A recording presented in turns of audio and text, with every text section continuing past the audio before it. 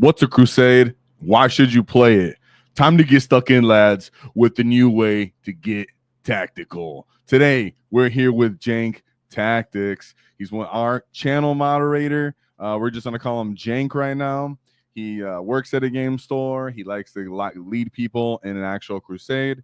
Him and I talk all the time, and he mentioned about just how dynamic and exciting Crusade could be. He brought up some interesting cases on why you should play it and arguments, things that I never heard before in my already 5+ years of playing Warhammer. I know to a lot of people who play the channel, who are watching the channel, or will even click on this briefly, are wondering, why should I even pay attention to Crusade? I'm a competitive player. That's what General 40K is.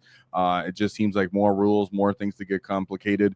And today, Jank's here to tell us why that's not necessarily the case, the pros and cons of Crusade, and just really creative ways to get stuck in. So, Jank, what's up, man? And your mic's right there. I am so happy to be here. Happy to help the community get used to or get acquainted with the Crusade rules. I think they're a little bit intimidating, but for all the wrong reasons. I think it's just a lot of misunderstanding about how the rules actually work. And I think people, once they get to know them, will be really excited for them and will look forward to how they want to build their own wall. Yeah, it's not even just the case of, hey, I can bring legend models, which is what I always kind of simplified it down to. Just the fact that what you brought up that I want to just start off with is how you can swap enhancements from one detachment to another. Let's just start off with the funky, creative, fun things so we can even care about what Crusade has to offer. So tell me why I should even care about what Crusade has to offer. Give me some flavor here. I want to hear it already. So let's go ahead and start off with two of the least exciting orc detachments that everybody always likes to complain about. Cult of Speed. Cult of Speed, the first one, and then we've got the Big Hunt to a lesser extent. These detachments get a lot of boosts out of Crusade. We'll start with the Big Hunt first, just because I feel like that one has something really exciting to offer, and it touches on the point that you just mentioned, which is that in Crusade, you can actually take enhancements out of the detachment, and that's one of the most exciting things about Crusade, especially from an orc perspective. We have a lot of really great enhancements that we get access to in unique detachments, but we always end up feeling like, man, it would be really cool if I could take that enhancement outside of the detachment. So think about like back when the Mordaka detachment just came out and we had sustained hits 2 on all of our infantry. There's a really cool enhancement in Tactical Brigade that lets us take a mech captain and turn it into a Captain Badruck, right? That's fantastic. Every orc player is really excited about that notion. And in Crusade, you get to take that enhancement from Tactical Brigade and push it into Mordaka. So you have full rerolls to hit, potentially leading flash kits, all with sustained hits 2 in a single detachment. That feels fantastic. Not only that, but Crusade is very big for Legends units. And in some Crusade rules, there are rules for epics. So we can bring the captain in and have 2 captains on our list, which is just insane to think about. A Captain Badrook and a mech captain on the battlefield at the same time. Okay, make sure your mic's on, hopefully. Guys, make sure that we can hear and make sure, let me know. But keep going. Another thing you brought up is how you could actually take enhancements such as Squad Leader from Tactical Brigade and then take it to your Hunt. Yep. So you want to unpack that a little bit because that's pretty fun too. So yeah, coming back to the Big Hunt, we've got commandos all of a sudden getting access to detachment rules. So we kind of talked about it before going live, how exciting it is to have 5 Power Claws attacks that are actually +1 to hit, charging into your opponent's deployment line on turn 1 potentially, as well as getting the option to uppy downy or all the rest of the cool detachment rules that you get from the Big Hunt. So now your actual detachment ability, your ability to pop critical 5+s or just straight up advance and charge on turn 1 means you have access to give yourself extra AP, get all those units with +1 to hit with the Beast Boss Devastating Wounds, getting stuck into your enemy lines turn 1, and it not just be a complete joke. Then stick that alongside your typical Glory Hog that's already in the hunt, maybe throw in Zod if for some reason you have actual other points left over and have another crazy dynamic move. When you were talking about the Cult of Speed, we had, what was it, custom jobs, I think, what you were showing out. Keep in mind, in your codex, which I have right here, bust out your codexes. I know you guys blow them off. I know you guys are looking at the PDF all the time, but now we have a reason to look at our actual books. Remember, at the back of the book, here's your Crusade. It's after all your data sheets. Yeah, after all your data sheets, all your detachment rules. And you can actually see some fun abilities brought back to your Cult of Speed, right? Like +1 to hit, for example. Yeah. All of our vehicles have some really cool battle traits to get access to. And kind of walking it back a little bit, what are battle traits, right? So battle traits are the cool new datasheet abilities that you get to give your units after they gain experience from participating in enough battles or from doing secondary missions during those battles. So some of the cool battle traits that we get access to, like our Speed Freaks units get an extra 2 inches of move and the ability to pop smoke screen. That's pretty cool. That's something that we don't get access to in the actual core match. From what I've seen from the rules, it's like you're playing 9th edition Cult of Speed without it being so broken that you hurt all your friends' feelings. Exactly. But you know it might hurt your friends' feelings if you didn't get a shot of Wall Tactics dice. So let's get a shout out to our sponsors, the Baron of Dice, who bring high quality custom dice. So I've checked them out in the description for 5% off. They have custom Wall Tactics dice, and if you want to support the channel, it goes a long way. So shout out to our sponsors and thank you to them for that. Don't disappoint your boys. Make sure that you're rolling good Wall Tactics Baron of Dice. Absolutely. And shout out to Forge Fire Gaming for the tournament acrylic bases where you can actually pick the terrain up. It's slotted, so it kind of moves around easy, and you can pass right through and see the objectives, your markers, whatever, do get a nice effective measurement. So check them out in the description as well. I know you guys like that transition because I'm smooth like a squig bomb. All right, so we're going into the actual rules here now that you got your attention about some of the flavor, because as soon as he started telling me that I could, you know, use a squad leader on my snaggas into hunt, I was like, wait, what's going on here? +1 to hit him, like Cult of Speed. Hold on, man, this is kind of getting kind of interesting. But there's a factor that it actually has building up rankings. It's kind of like an escalation, right? It's not necessarily just you play a game like typical 40K, because you know we're all in the same boat right now, guys, where we're looking at the meta and the speed of how things are evolving, and the channel is for every level of 40K player, but I have a personal feeling for intermediate, newer players, just like kind of around my time period. I've only been in the game for about 6 years, 5-6 years. So I understand that when the game's evolving and transitioning, I remember still how it was to be new and be some kind of bogged down by the constant changes by GW. And Crusade, you still do adapt with those changes, but the fact that you have this progressive stacking and strength of your units, of your favorite models that you bonded with, it brings life back into units that GW might be trying to smother, right? Which is something you really brought up. Yep. And I thought was a really big factor. The fact that we all have those models that we absolutely love that GW is not letting us play. Crusade has now given us the capability to breathe life into those units and keep them going, as well as keeping your interest in progressing your army, because the escalation factor, bonding with those models, and having, you know, those dynamic moments in the actual in-game where you can have thematic cinematic moments, which everybody has different reasons for playing 40K, and not everybody's trying to win every GT. That doesn't mean you can't have that one moment where your war boss takes down an enemy Titan and you're like, nah, I remember you forever, you've earned your spot in my Crusade match. So let's unpack these ranks and honors. Yeah, Crusade, tell me a little bit about it, because now I'm looking forward to it. So yeah, as we can see on the left part of the slide that we brought up, we've got just a basic breakdown of what the levels and are gained at each experience level. So you gain guaranteed 1 experience point for every battle that you participate in. Every 3 units that you kill of your opponent's enemies, you get an extra experience. And then you have what are called agendas in Crusade, which allows you to have some sort of like secondary mission play. So you're saying that just because I played my game and maybe I lost, it was a horrible matchup, I brought my good old-fashioned Cult of Speed and I just couldn't do any damage on that turn. I whiffed. They ran me over. But I happened to kill their warlord. I happened to kill a certain amount of their units that I did kill later in the game. You know, you're telling me that I could still get some kind of value on it and progress the strength of these units, right? Exactly. Let's take, for example, that you're a brand new Cult of Speed player and you get matched up against a Custodes player. Okay. Good My luck. favorite. Yes. Yep, good luck. Touché, Custodes? Not probably taking a lot of your opponent's models off the battlefield. Probably a long shot to even win this game, right? But that's okay, because what if I told you that you could have your units do an action each turn to give them a new data sheet ability in the next game that you play?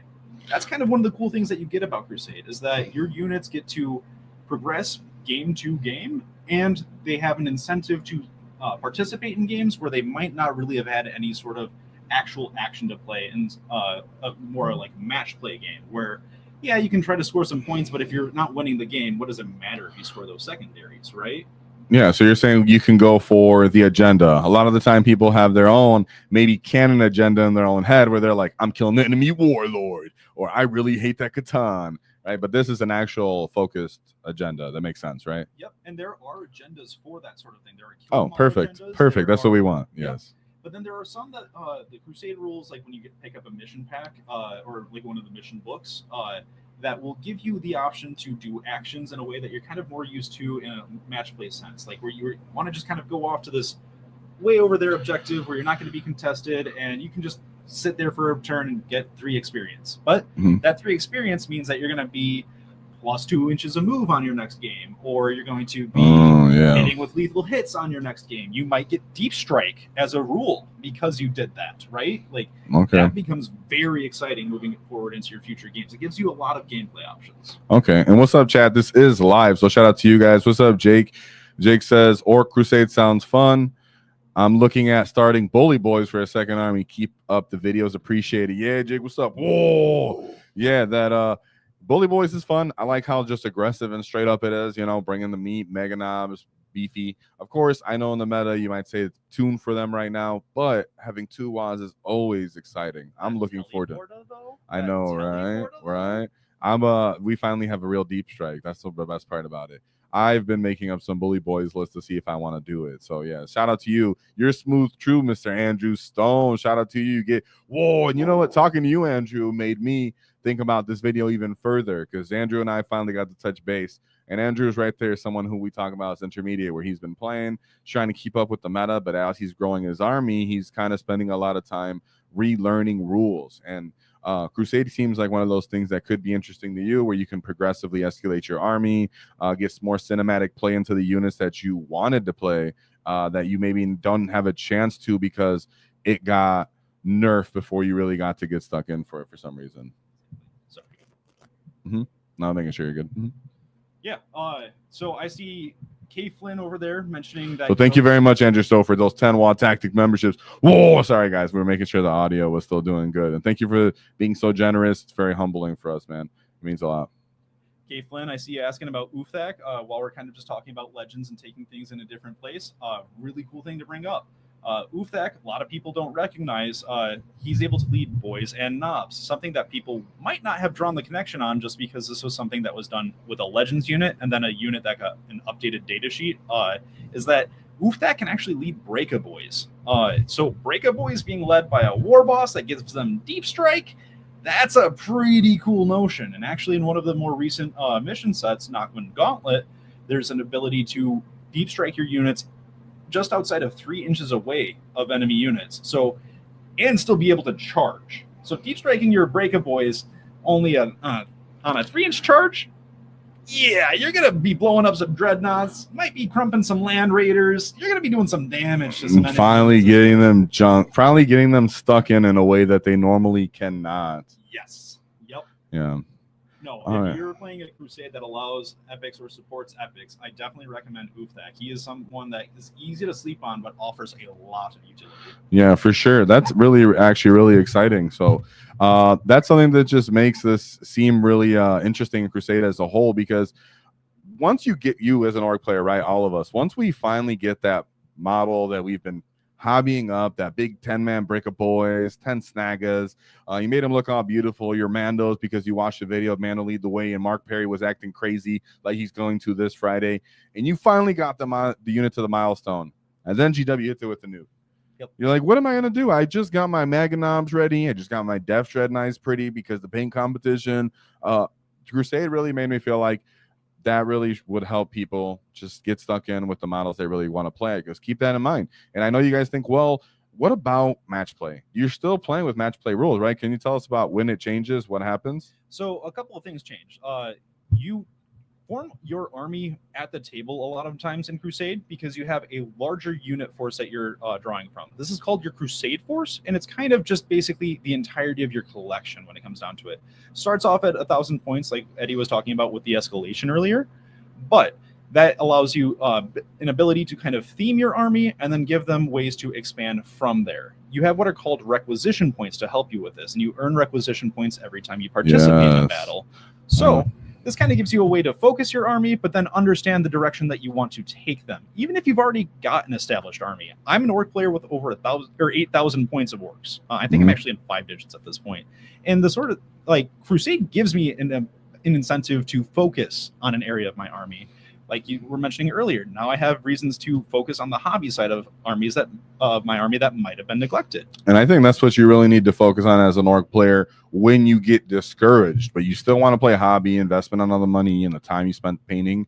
Crusade maybe is one of those ways. Ask your friends, look at your local store, kind of reach out. You never know that what you can end up experiencing, and you might just end up playing Crusade because you've gotten your hand on some Legends models. For example, the Chinook. Compta, dude, the Chinook. You guys don't even know what a Chinook is, probably, if you're new to 40K. Helicopter that actually transports. So it's what it sounds like, a Chinook, a military helicopter, a transport chopper. That's what orcs used to have. So imagine you had a truck that could transport units up the field. That's hilarious. We don't have that anymore, but we could have that. Yeah. If I may. It also still has the speed free keyword. So that means that it still natively has cult of speed support. It's awesome. You That's get sick. You get your sustains, you get your lethals, you get all your strat support from KOS. This is what I'm saying. So for people who they get down and out because something gets sold, or squig-offs, like my boy Wicked Joe over here, where Wicked Joe is that with him at Adepticon when he got a hold of squig-off and he got a hold of Captain Badrug. And then he immediately lost those units, dude. I was so disappointed for him. But then Joe, if he ends up playing a Crusade at a local shop, right, in between the GTs that he runs, go ahead, play those old models, and you have an excuse to keep them going. Or if you're just sick of where the game is right now, because, for example, somebody was telling me, I just got a whole bunch of Mega Knobs. They're terrible. Right now, they're terrible. They're nuked. I had so many. I was all into the Bully Boys cash. Well, they're back in place. What happened in Crusade? Will you tell us about Bully Boys a little bit? So the kind of cool thing is, as you mentioned earlier, yes, Crusade does still have to play with all of the rules, like the balance data slates, the Unitorum field manuals. Those all still affect Crusade. But like I said earlier, we get to add data sheet abilities. And so, yes, while some nerfs do still impact us, and like losing the 4-up feel no pain to the 5-up feel no pain on the Mega Knobs hurt, the points on them going up did still hurt. But we're able to at least make up for that quite a bit, kind of like we were talking about with Cult of Speed earlier. Like, yeah, you can make up some of the ground that was lost in additions. When it comes to the Bully Boys getting a nerf, we're able to bounce back from that just because we're doing the work to make up for it anyway. And I like that it's kind of like that intermediate casual, but I also think for someone who's going to get the full experience of Crusade, you probably already know how to play 40K to a certain degree, so you can get the most synergy combos, and you also kind of use the depth of your collection. So I don't think even that Crusade's limited to newer people or just fully casuals. I think if you're someone who's already playing competitive, but you're taking the downtime, you might want to actually dabble in and give it a try based off of this conversation we're having today. And we'll unpack more of like the rules. After the second half of this video, we'll go over how you actually play and add up some of these things in case you're already familiar with Crusade. So hang tight for you guys who already know how to play Crusade. And shout out to K Flynn, boy, for 5 Wall Tactic memberships. Whoa, let's go. Yeah, nice to see you here. You look pretty excited. He said, yeah, I'm doing that exact same next thing. Andrew, I just brought Breaker Boys. And he's running buggies and squigs together, and he can't wait. That's sick. Hell yeah. Then we're talking about, we got the Chinook. So chat's popping off. That's what I want to see, because there's a whole other side of the orc community. And Jank, you said something to me that I thought was pretty interesting, where you felt like orcs should be the representing faction of Crusade. 100%. That's quite a statement. So wild. Because that's quite a statement. You know that, right? You just challenged every other faction in 40K. You guys see this? Clip it. Because I got his back. What's up? Yeah. I know I'm trying to sell Orc Crusade to everybody here. And bear with me on this next point. I will say, GW kind of did us dirty on our Crusade rules. We have a lot to be desired on them, but one of the coolest things about orcs in Crusade, and we touched on this earlier, it's that notion of taking your enhancements out of detachment. We're not going to spend too much time going back over this point, but it is one of those things that is just very easy to get excited about. We have good enhancements and good detachment rules. We really do. So if you start cross comboing them, things can get potent. And then Dread Mob with Grot Tanks. guys. Gratin killer guys go crazy. Tanks never went away in Crusade. Dreadmob has always gotten to play with them. Oh, and we'll get here. I'm this Saya Sphinx. Catfish Jr. said is a 3-month member with the super chat. What's up, man? Whoa, he says best things about ORKS is we are the GW rule proof. Let's go. That's kind of the pro point. Like the that's why his statement kind of holds true. If he thinks, well, Crusade is kind of GW proof, rule proof, and that's the reason. It's because GW doesn't care about it, so it's just kind of on you to make up the slack for it. And honestly, it's just a little bit of work that end. Honestly, not even worth bringing up. Yeah, I remember you had so when we were talking about the actual Crusade rules here, when we were talking about the battle traits, guys, bear with me, dude. You guys watching this video, bust out your codex. You know that's dusty. You never have a reason to look at it. You might as well look at it now. So the battle traits right here we have here. It did lack some things, which is what he's talking about for like missing like your knobs don't have abilities, but your actual Crusade Rook has general core buffs that you can give things like flash kits and knobs. So there are ways that just having the actual book makes up for it, right? Yep. If your Def-Killa Wartrike is leading your Crusade force in this book, it can get up to a 16-inch move for the entire unit that it's leading, and that's before even considering an enhancement where you can give it an extra 18-inch movement. It's wild. What we get access to for the units that we need important battle traits on is just powerful. And then for your more role-playing units, more of your chaff units, those have the in-book, the mission book rules to get access to as well. I think I was looking after my Cultist Speed failure the other day when I was practicing, right? I was reading the codex, just like its rules, and then read the 8th edition and the 9th edition codex with Christian. Shout out to Christian, my cousin. And we were reading the rules, and we were like, there was so many fun, crazy rules. Like we had the original ramming speed guys in our rules. Yeah, that's what we had. We had sustain already in Daka Daka and Bad Moon's Daka, and we had it in Goffs. We had like the ability to rejoin units that was half killed into another unit and then respawn units as well. We had so many dynamic, cool rules that actually GW kind of dispersed to the rest of the 40K community. And I think that's what a lot of orc players are feeling right now, where they're saying, well, we lost that really dynamic, interesting, unique factor in our army and our rules. And whenever we get it, GW finds us, like Adam's saying here, GW Siren goes off at headquarters and they go, here comes someone to smash those orcs for having fun over there. Crusade seems like it tries to bring back those really outrageous abilities without breaking your opponent's heart, because it was already a bad data sheet and detachment to begin with Cult of Seed. You just gave it true life now, right? Cult of Speed was the first attachment that I played in Crusade as Orcs, and honestly, it was probably the most powerful Orc Crusade force that I played so far. Granted, I'm on my 3rd one with Knockman Gauntlet. I'm taking Tactical Brigade with my Orcs, and looking for some fun that way. But honestly, Cult of Speed with its movement shenanigans and just getting the small nitpicky tools that it needs here and there just made a huge difference. Because that's what I felt like I missed when I was playing Cult of Speed. It was like, oh, if I could just get that reliable damage, just a little bit more throttling here, push through that kind of enemy threshold and barrier to killing, and controlling my rate of attrition, that really would matter. And the now with Wall Banner, Gratanks, dude, the chat's already going off. I know you guys are going to say some crazy stuff and distract me, but we have right here, what is this we're seeing on screen right now, right? So this is a unit card. So this is okay. And where would we find this? Because people want to, now we're going to talk about how can people actually play this. Yeah, where do I find this? What is this? You're going to find this in any of the Crusade mission books that GW puts out, but actually you can also find it on their website, on the Warhammer community page. You can go to their download page for 40K, and you'll actually be able to find a tab for Crusade rules, and it's going to be the only download available there. Okay, so if you're looking at the screen now, we're on Warhammer community. Yep. We brought it here, Crusade rules. It hasn't been updated in a while. That's fine. That's what we're and you guys, like we said, it happens too much, it changes too much. This is what we're saying. Not changing so much. You can learn it, play it all the way through with your group.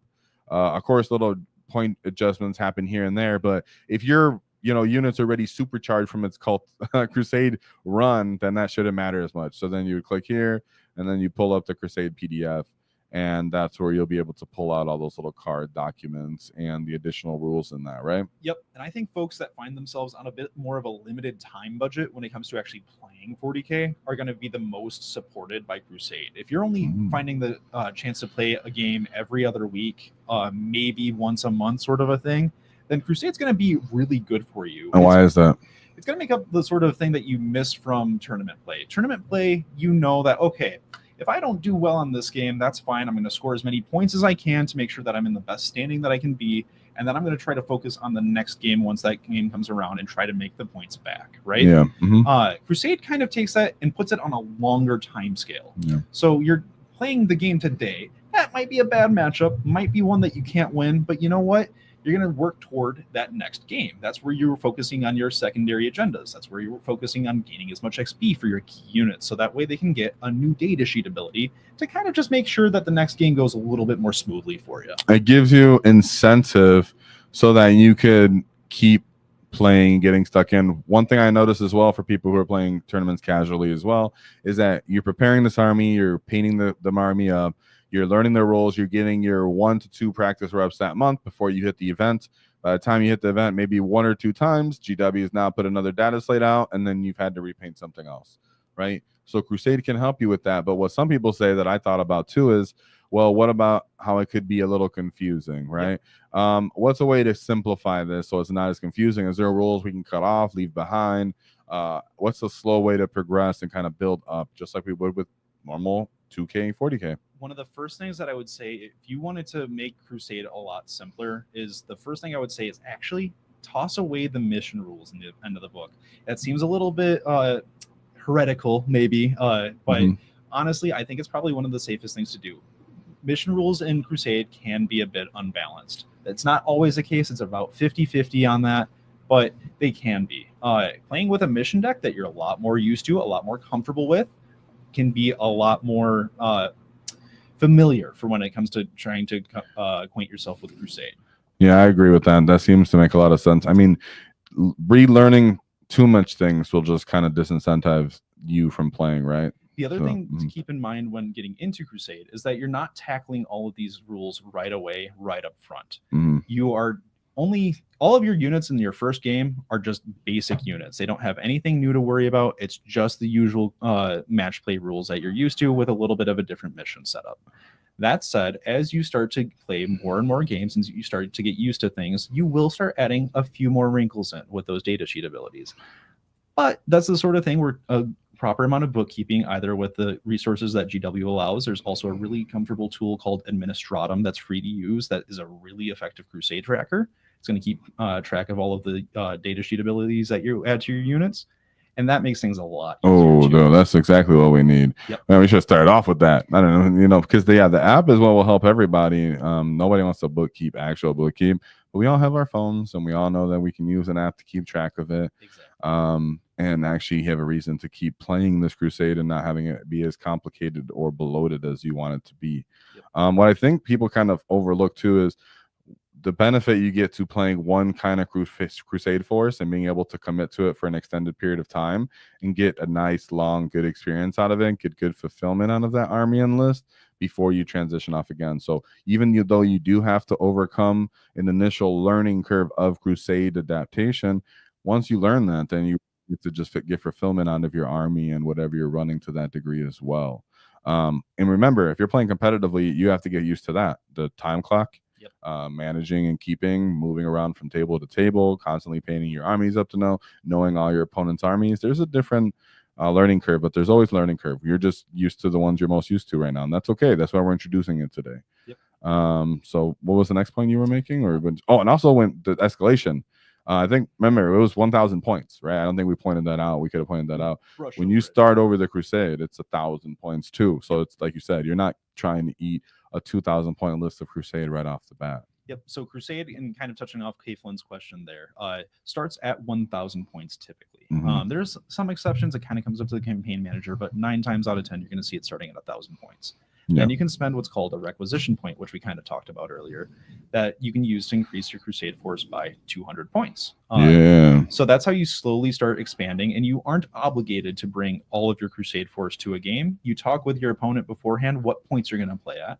Your Crusade force is just kind of your larger roster to figure out who's actually showing up to play in the game that you're playing that day. Oh, so it's not even every unit in your Crusade force will be used that day. It might be just 1,000 points of it. Yep, because it's not the sort of thing that you're able to spend some resources to get a huge like 400 point like list building advantage over your opponent. That would be a little silly, right? Yes.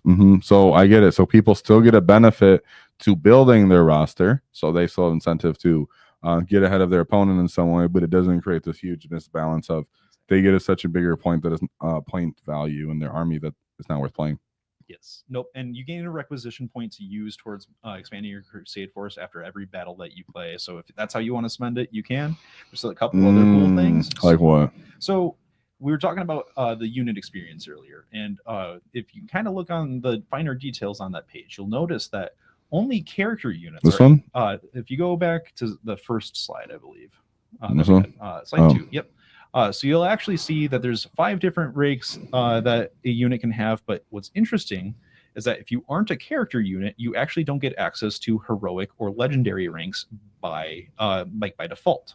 Okay. What happens is once you reach that battle hardened rank, you're actually able to spend 3 requisition points to allow that unit to go past. And if you're wondering what he's talking about, guys, on screen, they're showing ranks, battle honors. Yep. And these are the experience points where they're ranked battle ready, blooded, battle hardened, heroic, and then legendary. Exactly. Okay. And so every time you rank up, that's when you get to get one of those new battle traits. That's one of those new data sheet abilities. Battle trait basically means data sheet ability.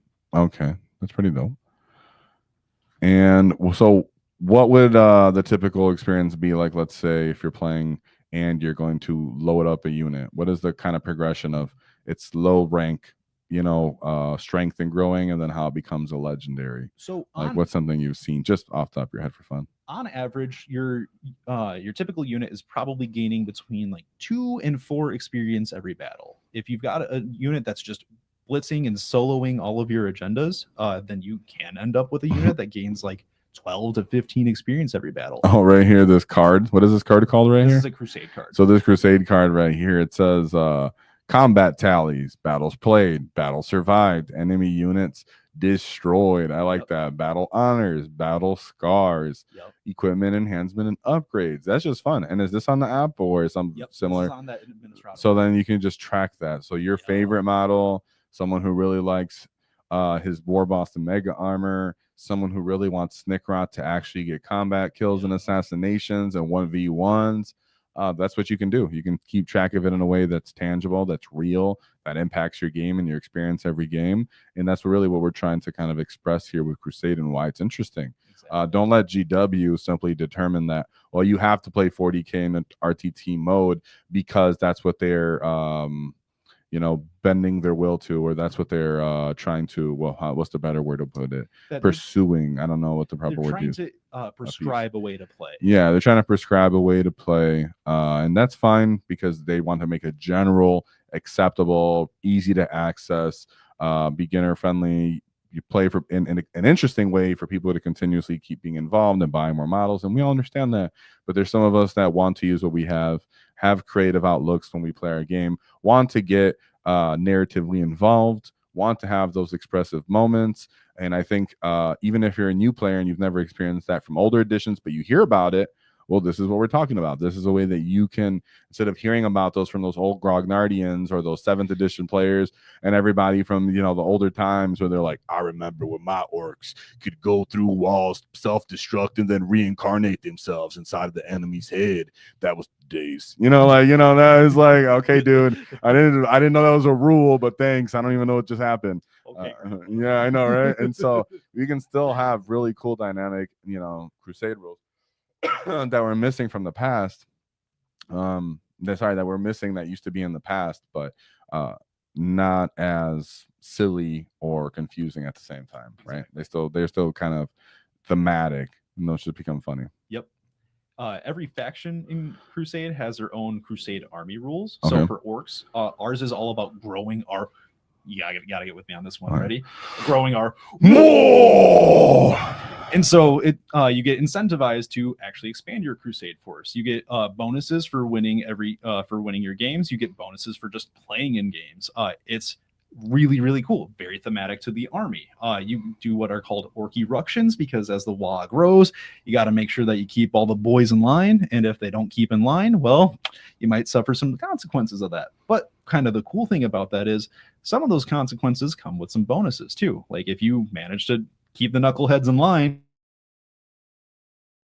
That makes sense though. Yeah. What's this card right here where it says supply limit, supply used, Crusade Force? Is that what you were talking about like the depth of it? Yep. So your supply limit is the that 1,000 points that we talked about earlier. That's kind of your upper limit on your Crusade Force. The supply used is the actual amount of points that you've taken out of that Crusade Force. So let's say that we're just starting off in Crusade, and I've got roughly 985 points of orcs for my Crusade Force, right? So then my supply limit would be listed as 1,000, and then my supply used would be listed as 985 there. So yeah, without immediately just cooking up a list off of a hand, like it would probably be like a handful of war bosses, you know, a couple trucks, some knobs, a couple of boys, and maybe a Squig Hog Boy unit in there just for good measure. Would probably get you up into that 985 bound, and yeah, that would be Squig Hog Boys with actual more buffs, so they're actually not just hilarious looking. Imagine Squig Hog Boys that just do mortals for charging into things. That's something you get access to. Yeah, instead of paying a CP, instead of paying for CP for a bad version of that. And then we got Frank here said there's also MVP experience bonus. It snowballs really quickly. What's that? What is he talking about? That is, let's see. Go back to slide 2 for me if you don't mind. I got to remember the name on that one. I want to say that is called which one? Slide 2. Oh, it is marked for greatness. Okay. So like Frank described earlier, really good way of describing it. It's basically you choose the MVP for the battle. So your most valuable player, your most valuable unit, the one that you're marking for greatness, just gets a flat extra 3 experience, which is triple what you get just for playing in the dang game, right? Yeah. A lot of agendas cap out at 2, maybe 4 experience given. So just freely giving 3 experience to a unit is, like Frank said, a really good way to snowball a specific unit if you want to. Yeah, for sure. Okay. Yeah. I like that. So far, I mean, it sounds exciting and fun for those who are a little bogged down and not trying to limit themselves to Warhorde necessarily, or just trying to get a different pace of play. So you were saying it should have about 3 people. How many players, or how to get it started, maybe? So getting a Crusade started is always ways about getting a group of friends together, and I would say that group probably wants to start at 3. All of these Crusade mission books set up alliance structures that usually have 3 alliances playing against each other, and as you might expect for 40k, they're typically Imperium versus Chaos versus Xenos, which usually works out for most play groups. That's how it should be.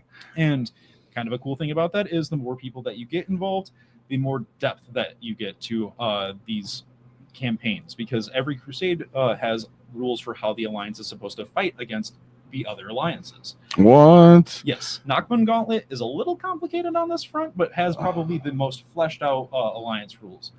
Pariah Nexus has some really cool ones where you're trying to collect Blackstone, and those things allow what the heck? You're like playing the story, guys. Exactly. Let's go. What? When people say Crusade is I'm about to kill some Tyranids, boy. I'm about to crumb some Tyranids, boy. They aren't kidding. Yep. No, you get to there's a whole front half of the Crusade book is about the lore that's supposed to be leading into the missions that you're playing, but it really does capture that feeling very comfortably. That's awesome. Okay, and then what was the chat saying more with here? No, people were just talking about how that is. So then you've got on your page there, you've got Crusade badges. Yeah. These are the sort of achievements that you're supposed to be looking to work towards through the sake of playing your Crusade army. We kind of talked about the Crusade army progression. These badges reflect your progress on that progression. So the more ranks that you get, the stronger your Waaagh grows, the more achievements that you'll unlock on those badges. And those are just kind of personal rewards for you to kind of track your own Crusade progress against. Your Waaagh has reached stage 2. You have won 2 or more battles. You have won 6 or more battles. That's what I'm talking about. Stage 4, you have won 10 battles. You're given 5 or more vehicles custom jobs, and your war boss has reached legendary rank. So it's a progression of the Waaagh. Like, a lot of us want to actually be an actual rule in 40k, right? We think that Waaagh maybe just might be too lame as it is, and GW thinks doesn't know how to really build around just a 1-turn ability. Maybe just have it progressive, right, where it gets stronger. We've been seeing more of that in 40k. Well, we have it here in Crusade where it's being flavored and flushed out a little bit. So I like to see that. Are there any fun like Crusade relics maybe, or battle traits that are maybe fun that you like to talk about? The custom jobs. Look, here's one custom job I'm actually mad about, you guys. You know what I'm talking about? So if there's Stompy-matic pistons, which if you remember, there was Orky-matic pistons back in 9th edition.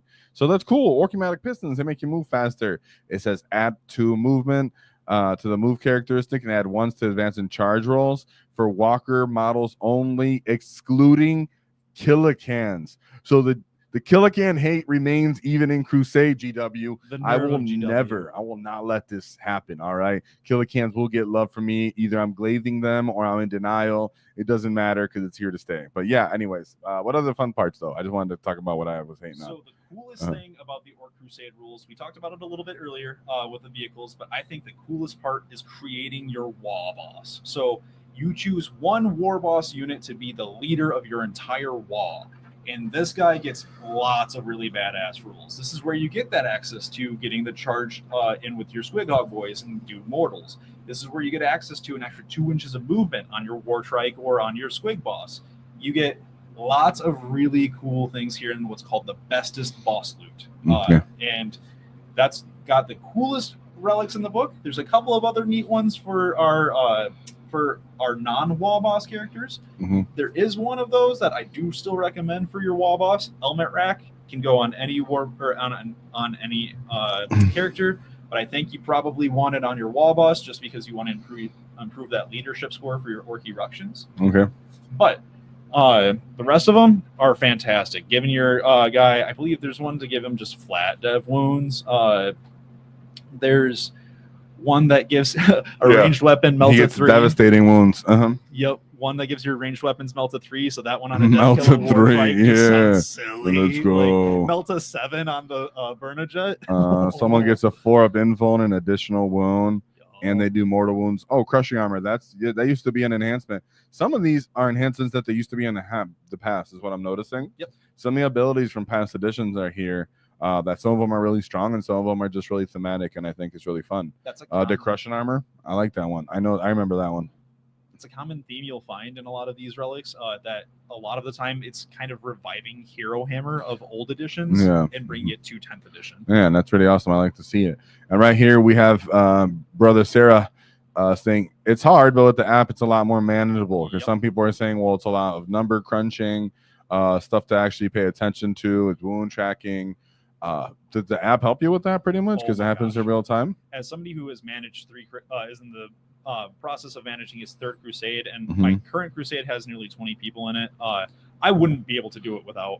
We need MVP, either me and you or one of us or somebody in chat after to put that in the comments on which one we gotta find. So after the video, so we can find it. That's the only way you guys can be able to play that. But it would be way easier. And I mean, remember, you're playing at 1,000 points, guys, maybe 1,200. Like we said, this is good for people that maybe taking a break. They're trying to grow their army out. They don't like where the Orc rules are right now. They're waiting for the next data slate. Go ahead, jump on a Crusade for the next couple months. Try it out. If you like it, then you can give a high five to Jank.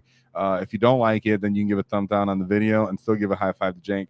So it'll be a great time. And I think this is why we're showing this off, because I'm always in favor of orcs and players just having fun. Remember, that's what our actual identity is as a community, is that we're having fun. We're having a good time. GW can't keep the wall down. Crusade feels like it offers what a lot of orc players look for in 40K, which is creativity as well as an incentive to play a game that you feel like your decisions matter. And Crusade is really good at offering both of those things in spades. Yeah, I think that's pretty awesome for that reason. And that's why it piqued my interest when you were telling me about it, because when I was maybe a bit newer in 40K, when I wasn't playing in tournaments or anything like that, it would have been a great way to encourage me to actually paint some of these faction armies up, really become, have, what's the moment, the word? A sense of kind of camaraderie from battle with certain models and faction units that I have, like my old Gaz. So yeah, I think that would be great, where I look at my old Gaz and I'm like, I remember that one time when he did some unfathomable stuff because he had extra rules.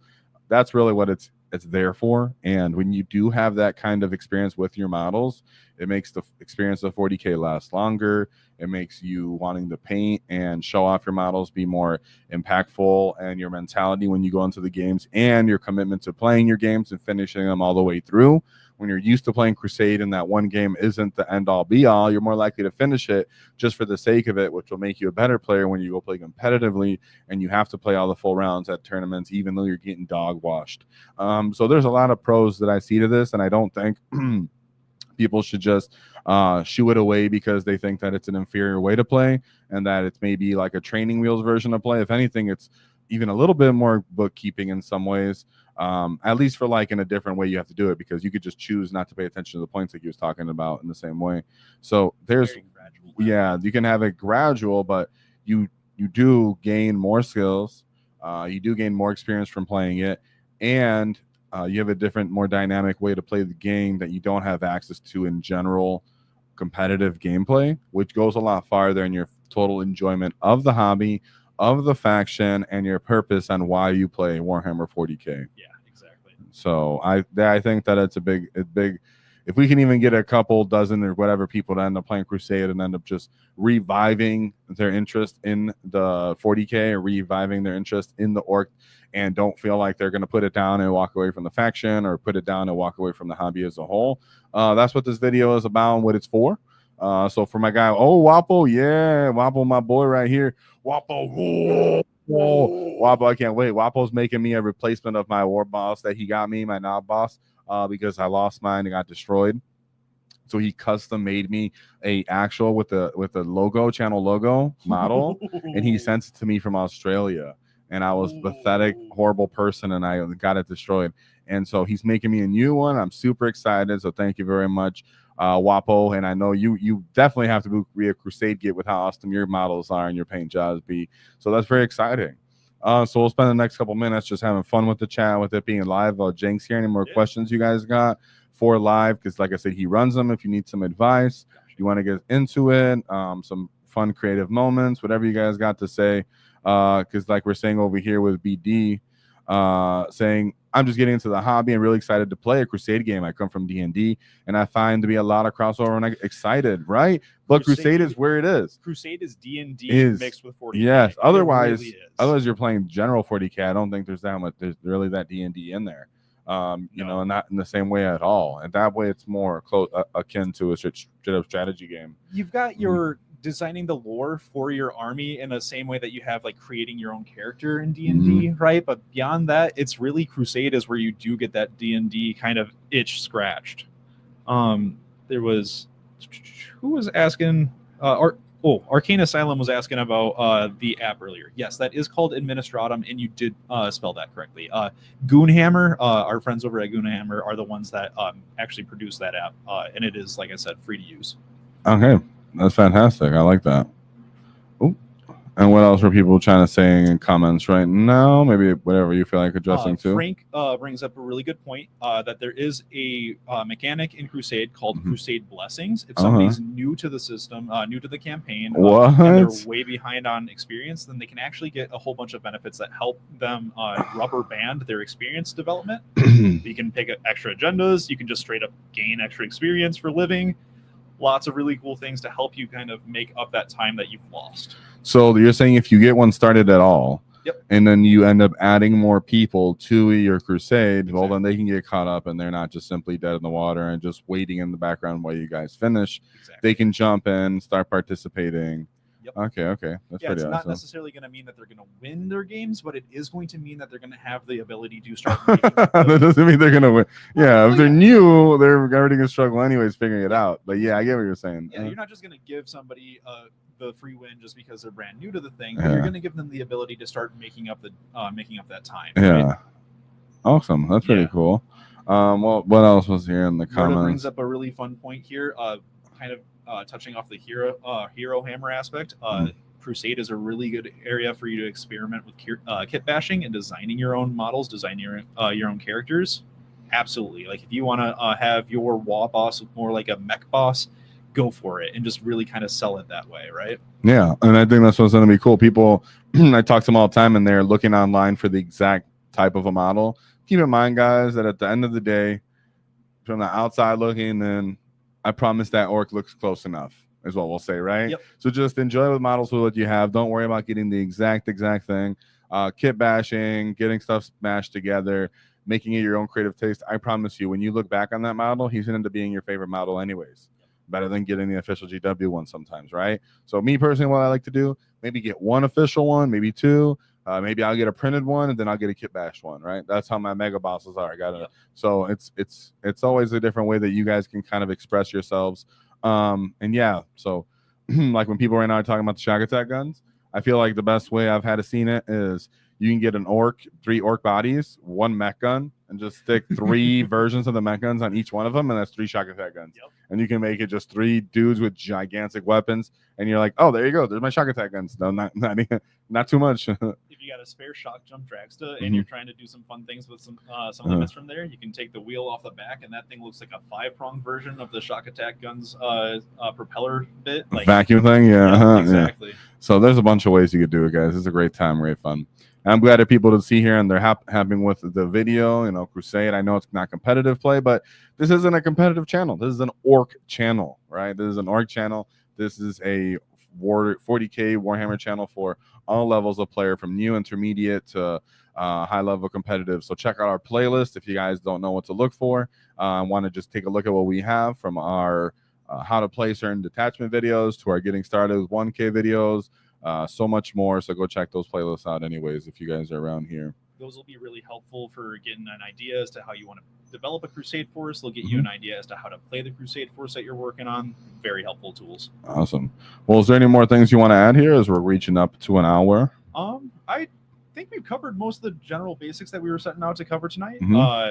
If there's enough attention given to this video, we can always have me back for a future one, and I can always help you out. Yeah, that'd be really exciting. Future topics. Yeah, I love it. Kind of get into the nitty gritty of things. Yeah, that'd be awesome to just actually be like, all right, dude, I'm finally playing. You never know. Absolutely. You never know, even though we only have so many time in the day, guys. I know how that is, which is why I still want to do it, because there's people I hear from all the time where they're like, I'm trying to catch up to 40K in a tournament, and it's changing. Well, just get stuck in a Crusade and make it your own fun way to play, right?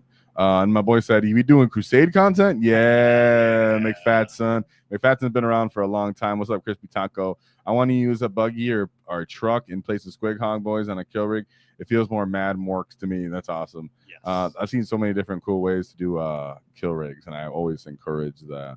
Yeah. Crusade would be good for modeling. I have a War Boss and Mega Armor covered in spikes to represent the Crushing Armor. Yes, exactly. Ryan and Mortal Wounds. That headbutt. That's what I'm talking about. Yeah, so it seems like everybody's on the same page here as what we want to do. So if you like this, leave a comment, leave a like, let us know how we can expand upon this. We bring Jank back. Of course, you can check him out directly in the Discord. Absolutely. He is the channel moderator that's carrying the back of that Discord and the gray wall. So thank you very much to that, Jank, and it means a lot. So thank you for joining us, because it was a great video idea. And you know, Mark Perry has a lot to cover after this, because Mark Perry's coming on Friday, right? So Mark Perry, we got Crusade going on today, and then we get to hear Mark Perry, right? Chris, star-studded week, dude. That's so much WAAGH energy and positivity here, dude. Usually post data say everybody's doom and gloomy, but for some reason we're at higher spirits than ever. And yeah, so keep a shout out. We're gonna have Mark Perry on Friday, where he's gonna have some funny conversation of some crazy gets. We're gonna get stuck in about that and talk about all the enemy factions that are coming out, because you know Mark Perry actually loves his Crusade, his Chaos as well. So we're gonna be talking about the new Chaos armies on Friday and how ORKS can kind of deal with them and experience them. So there's going to be a great, like you said, filled week. Mark Perry has a lot of WAAGH energy to keep up with you being here live and in charge. So yeah, and then we got McFatson already getting stuck in supporting. He said more Crusade content needs to exist. Wink, wink, wink, wink. I agree with you. I know my Legends video that I did when I kind of first started, I was surprised just because I wanted to do Legends, because I like Legend models. And I was surprised how much love that video got. And I didn't even do an excellent job on that video. I tried, but back to now what we're capable of, right? So that's awesome. Thank you very much for Fatson. It's very generous of all you guys who got stuck in. Yeah, we have to talk on that one. Just bring it up. Bring it up. So Arcane Asylum, always take that Snappa. Always take it. Just don't forget your mech. Just don't forget them. The only thing I would say is Knockman Gauntlet. You can't do it at 1,000 points, but just play 2,000 points in Knockman Gauntlet and take the Snappa anyway. Yeah, and shout out again to Flynn, K. Flynn, for the WAAGH Tactic memberships. Oh, and Andrew Stone, like always, for those 10 WAAGH Tactic memberships. So check those out for our membership videos, because we've been expanding that. And I'm practicing for those after action report guys. So we'll be getting those out soon. I'm looking to get them next month. Next month's my birthday too. So it'll be a great time to get all this new, exciting, and WAAGH energy flowing. Yeah, Flynn. Whoa. So with that being said, no, it's never a bad thing to bring a stomp, but go ahead and always bring it. I still remember all the kickback we got for when the book first came out, and I was like, guys, you can actually play your stompa. People were like, no, it's garbage, and then now we see it all the time years later. You had seen it done before the codex. Exactly, it was fantastic. That's true, right? You. So with that being said, any last words? Thank you so much for having me on. Always great to be a part of this community. We have fantastic folks in this Discord channel as a part of this YouTube community. Thank you for doing what you're doing. Seriously, I think everybody here needs to give you a round of applause as well. But no, seriously, thank you for having me on. You guys, if you have any interest in Crusade, start talking to your friends about it, because you might be surprised. A lot of folks, as soon as I started talking to them about it, got real interested real quick. And that's how I'm running a Crusade with 20 people now. So yeah, because I think most people just have their preconceived notions of it. They think of it like 40K with training wheels or D&D drama or some weird kind of variation of both of those things. But in reality, right? In reality, it's just a more interesting, creative way to express your collection and your personality behind your 40K army. It's peak Beer Hammer, but with some amount of stakes. Yeah, for sure. Yeah. Actually, has some great things there, right? And yeah, after action reports, yeah, we'll have Christian with his Necrons at some point. Right now, he's running around with World Eaters all happily, but we have a bunch of good guests and people that are going to be busting out their good armies.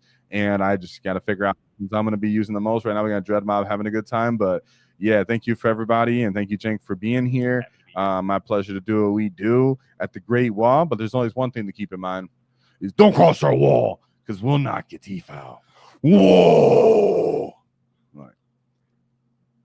Oh.